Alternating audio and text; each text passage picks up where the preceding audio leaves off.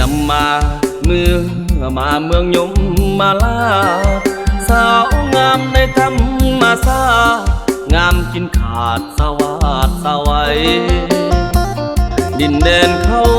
ขาวสาวงามหรือน้ำน้ำใจบ่อาจบ่ลงลืมได้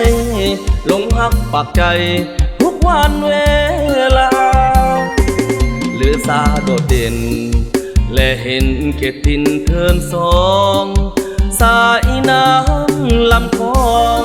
ประตูน้ำปองของสาวงามตาสุนลาประทานไหลผ่านสู่ท้องทุ่งนาบุกเบิกในการสร้างสาพัฒนา